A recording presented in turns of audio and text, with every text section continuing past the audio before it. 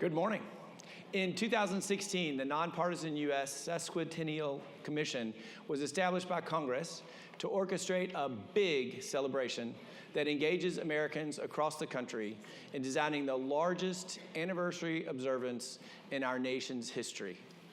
America was built from the local level, and there is no better group to discuss how America's cities, towns, and villages are driving the America250 celebrations than our panel today. Please join me in welcoming our panel, Baltimore Council President Zeke Cohen, Colorado Springs Mayor Yemi Mobolade, Philadelphia Mayor Sherelle Parker, and Harrisonburg, Virginia Mayor Deanna Reed.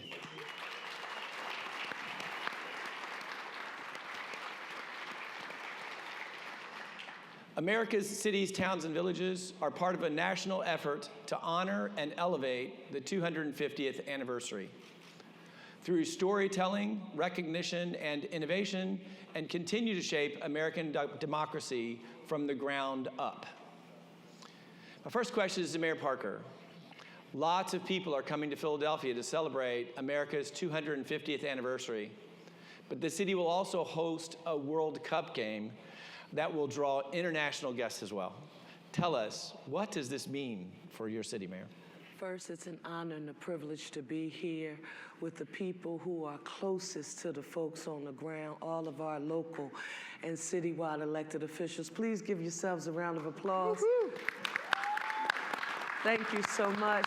Listen, Philadelphia, the birthplace of American democracy, as we celebrate our semi-quincentennial, we get a chance to allow America at its core to remember who we are. And all of these amazing events for us, from FIFA, MLB All-Star Game, PGA Tour, all of those events are wonderful, but the fact that we have the opportunity to stroll through history, when we know we have a bit of a hope deficit right now in our nation, and we'll get fueled and be able to take back to all of our respective regions a reminder of what American democracy means, and that no matter your race, class, socioeconomic status, zip code, religion, sexual orientation, or identity, our democracy, American democracy, means you. So Philadelphia's ready for you. Come on.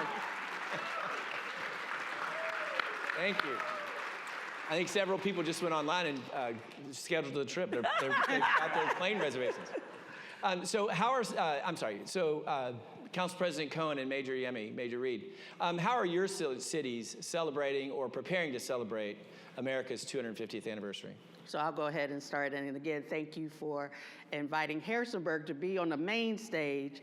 We're excited to be here. Harrisonburg, we kind of call ourselves the capital of the Shenandoah Valley. We kind of named ourselves that.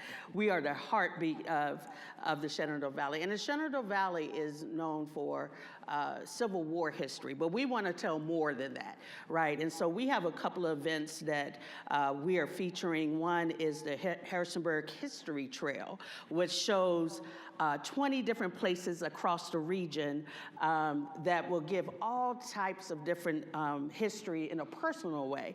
But I want to tell the story of Lucy F. Sims. Lucy Sims was born in slavery, and she later became the most influential African-American woman educator. And the story that I like to tell about Miss Lucy, as we call her Miss Lucy, is that she taught for 57 years and only missed one day. Now, I don't know about you, but I'm thinking about how I'm calling out on Wednesday for the rest of the week, right? We also have another event that we're highlighting. It's called Stitching Together History. It's an exhibit at our Virginia Quilt Museum, which will feature over 250 quilts representing people, places, and events from Virginia history. So we're about 2 hours away from DC, so come on down. I know you're going to Philly, but come on down to Harrisonburg as well.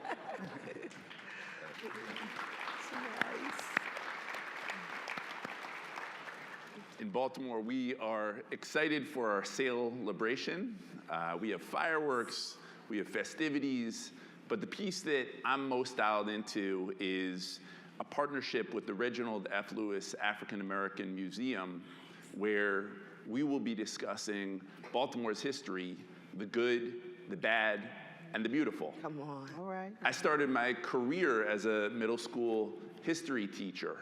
And the thing that I taught my students was that true patriotism means knowing and wrestling with your entire history. That's right. Even the parts that you may not be proud of. That's right. That's right. Yes. And Yes. and like Baldwin said, that to love your country gives you the right to criticize your country. That's right. right. And yet we are in this moment where parts of our history, parts of our scars are being sanded away, books are being taken off of shelves and out of classrooms.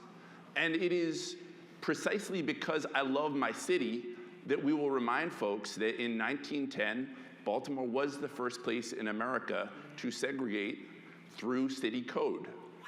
My forefathers. That we were a pioneer in redlining.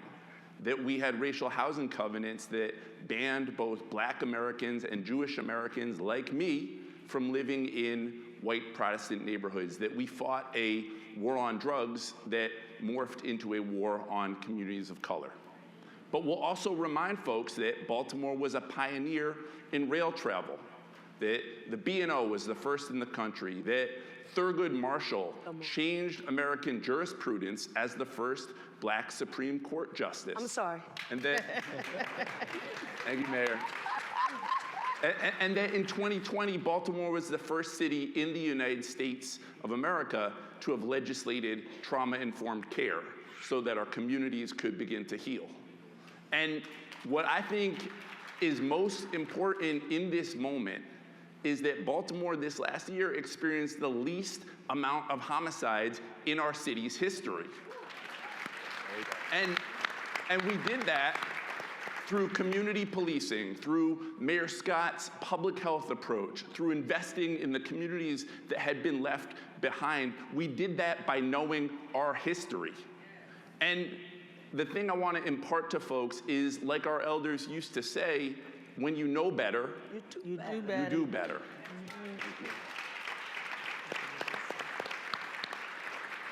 Mayor Yemi. All right, in the state of Colorado, so we have a couple of things going on. You have America's 250th anniversary, and Colorado is celebrating its 150th anniversary. So it's called a Centennial State for that reason. Yeah, 100 years exactly from the Declaration of Independence when Colorado was birthed. So we're doing a couple of celebrations, and across the state, there are a number of initiatives. We have the Drone in the Sky, Stories in the Sky, that is going across cities. We have the efforts to encourage residents to climb the 14ers. These are mountains over 14,000 feet. And then we have the free digital state tourism tour to encourage residents to visit different attractions across the state. In my city, in the city of Colorado Springs, we have a lot of assets that are just connected to the American story. We're a proud military city, 5 military bases, the Air Force Academy, NORAD, and a number of other assets. But one of the most American thing in my city, and this is what I want to encourage, so all the leaders in the room, find the most American thing in your community and capitalize on that. For us, is that we are home to America's mountain. My city helped birth the beloved America the Beautiful. So when we talk about Purple Mountain Majesty, that comes from Colorado Springs. So about 7 a.m. in the morning, you can see that hue. It's pink, it's purple, it's in the backdrop of the city. And so we're going to encourage summit in that mountain. We're going to have live music from the mountain, and hopefully the U.S. Forest will allow us to do fireworks.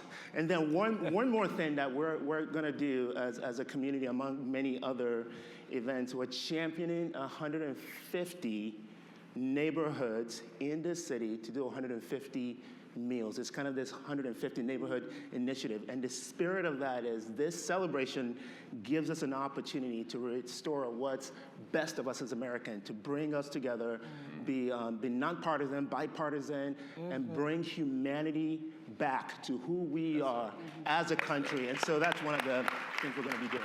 Yeah.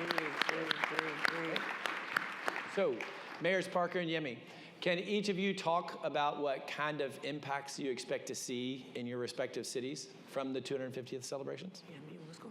Yeah, I'll go ahead and get started. So storytelling. We're going to tell the story of Colorado Springs. We're going to tell the story of America the Beautiful. We're going to tell the story of, we're actually going to, and sorry to all the cities west of the Mississippi, we're going to promote our city as the best city to be west of the Mississippi, sorry, for the America's 250th anniversary. Another asset that we have in Colorado Springs is we are nicknamed Olympic City, USA, because of all the Olympic assets. We have the headquarters, we have the museum, we have the largest training center, we have 27 national governing bodies of the Olympic movement, and so a lot of Team USA spirit is going to be alive and well. But probably the second, and for me, feels like one of the most important things is we're going to create space for reflection and renewed civic pride, because this moment, like I said earlier, gives us a moment to just pause, reflect on our history, not just the past, but where we are going. Because as you all know, our nation is divided. I mean, that's not a surprise, but I want to remind us this is not the first time we've been here. That's right. As a student of Abraham Lincoln, Come on. Right. we were actually more divided in the May 1800s, but guess what? We came out stronger. And this is a moment, like Mayor Parker was saying, you know, there's a hope scarcity, there's a hope deficit. Yes. This is a moment to renew hope, to renew a sense of civic pride. And so, again, the 150 Neighborhood Gathering Initiative is going to help with those, with that hope. I want to piggyback on Mayor Yemi and affirm this. I think for each of us as local officials, one of the things that it is essential that we do is to ensure that all of our semi-quincentennial celebrations in our respective cities, that they are not just viewed as being in downtown proper or wherever the center of the universe is. So I want to stick with you with neighborhoods. Philadelphia is a city of neighborhoods, and so we will have 250 neighborhood-based celebrations so that all of Philadelphia and America, when visiting, and the world, you will be able to travel and experience all that is Philadelphia. You know, if you're in Philadelphia, you come for Philadelphia, but you stay for Philly. When you eat our food, you sing our songs, and you dance our dances, arts and culture, creative economy, it brings everyone together. So the economic impact is just as important, to make sure that small and local businesses are the focus of benefiting, because this is about the business of 250 as well. And finally, they would kill me back home if I didn't do this right now, and I need you all to go to the App Store. I need you to download 2026 Access Philly so you can get a calendar of every event that will be happening. I want you to join us on July the 2nd if you can. Mayors across America will gather at City Hall. We will march to Independence Hall, visited the President's House exhibit that was taken down, but we're in the process of getting it back up right now. So we'll be, and again, in a bipartisan, nonpartisan fashion. We don't care if you're Democrat, Republican, Independent. This is for all of us to get reconnected to our roots. And finally, I don't know the age brackets here, but I want you to know this. If you remember what Woodstock was like, if you can remember Live Aid, you need to be in Philadelphia on Independence Day if you can sneak away. And because we are going to have a global legacy experience in our celebration of freedom in concert.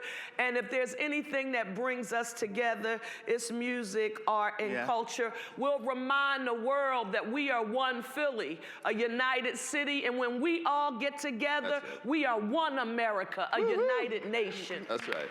Absolutely. Absolutely. So, There we go. I also want to touch, I'm sorry, Mayor Reed, Council President Cohen. I also want to touch on your communities and how they've been getting involved in this celebration. So could you share a little bit with us? Sure. So, Harrisonburg is already an engaged community. And so I could talk about Harrisonburg all day because that's actually my hometown. And what makes Harrisonburg special is that we're 56,000 in population. So, we still consider maybe a small town, but we're really not. We have 2 universities in Harrisonburg. James Madison University is our state university, and Eastern Mennonite University is our private university. But what makes Harrisonburg special is out of that 56,000 people that we have over 76 different languages spoken in our school system. So we are a very diverse community, and we love that. That's what makes us strong. So with our engagement in our community, we have a lot of different organizations and nonprofits that are already doing the incredible work educating people about our history. And so we're going to just join in. The big thing with us is partnerships. So that's how we're approaching the 250th anniversary, is joining in with what's already being done. So I have a list here. I have to make sure I follow this list so people get mad at me, because if I go off script, it goes the wrong way. So I'm going to stick to what I have here. We already had the reading of the Declaration of Independence. We have the historical walking tour that's done by Bridgewater Historical Society. We have the We the People exhibit is hosted by Rocktown History, and a living history demonstration day at Fort Harrison in nearby Dayton.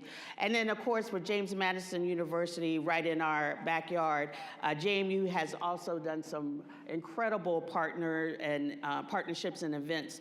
They hosted several programs during our kickoff weeks, which was with students and community members, and they had a birthday bash for their namesake, President James Madison. And so we're going to continue to highlight those events. We also had the Virginia 250 Mobile Museum that came to Harrisonburg High School. So we're going to continue to highlight those events as we go throughout this year's celebration. Great. So, Council President Cohen, can you share how your community is engaged? Absolutely. In Baltimore, everything that we do with and through community. And that's why our murders went down. That's why our population is going back up. That is why our renaissance will happen. And I truly believe we are in this moment right now where people are craving connection and community. That is why I believe cities will save America. And it's why I am, thank you, Mayor. and it's why I'm so grateful to the NLC for bringing all of us together. And I saw this dynamic the other night. We're doing a charter review process in the city of Baltimore where we're rewriting our city's charter. Friends, it is a tedious, challenging job, but there we were in a church basement in West Baltimore. 30 people showed up. And they got the passion, they got the energy, they are mad and sad and glad, and there's just this joy about being able to participate in governance. And so, like Mayor Parker said, we are in this moment with America 250 where it gives an opportunity for people in our cities to see themselves in the story of America. And that is what I am most excited about for this moment that we're in. Great, thank you. So as we close, I want to ask each of you to take a moment, give us a chance to dream with you. How are you envisioning the future and preparing for your community for the next 250 years? Mary Emmy. 250 years from now, and that future generation is going to look back and look at this moment. And as leaders who lead communities and cities, we have an opportunity to really help shape the narrative for the next 250 years that future generations are going to look back to this moment. Everything feels hopeless right now. But this is a moment. We have and we must capitalize on this moment. It's a moment of promise. It's a moment of possibility. It's a moment that we also get to leverage our own individual uniqueness as a city and individual story. When I think about my story, I came into this country as an immigrant from Lagos, Nigeria, and built a life in Colorado Springs. And I became a citizen 8 years ago. 5 years after I became a citizen, I ran for office. And thank you. That it really is the promise of the American dream. In many ways, I represent the new immigrant American story. And being a mayor of a top 40 large city, and there are only 2 of us immigrant mayors, and Mondami is the other one. And this provides an opportunity to put that story, for me to put that story in front of our residents, in front of this country, and remind ourselves of what's best as Americans. We cannot lose sight of that. So yes, you hear the debates, you hear the imperfections, you hear, but there's also the promise of who we are as Americans. And that is the opportunity right in front of me and right in front of all of us. Great. For me, it's, for Harrisonburg, our vision is that we are a city for all. And we work toward that every single day. That no matter who you love, where you come from, if you call Harrisonburg home, you feel safe, you feel taken care of, and you feel loved. Our tag is that we're the friendly city. And there was a time, because I'm from Harrisonburg, I didn't like that tagline, right? And when I got on council, it was important to me that we were who we say we are. If we say that we're the friendly city, we're the friendly city for everyone. We say we're a welcoming city, we're a welcoming city for everyone. I'm the first Black woman to be mayor of Harrisonburg.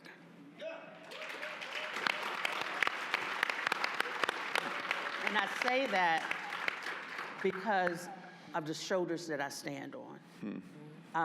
When I became mayor, I was the only woman on council. Now my council is women-led. Wow. We have our first refugee on council, Nasser Al-Sadoun. I want to shout out my council members because I know they're in the room. Vice Mayor Danny Fleming, Councilwoman Monica Robinson, and Councilwoman Laura Dent. And Councilman Nasser Al-Sadoun. So we now reflect the city that we serve. And so that's what we continue to strive to be, that city for all. And that's what we want to continue to do for the next 250 years. That's good.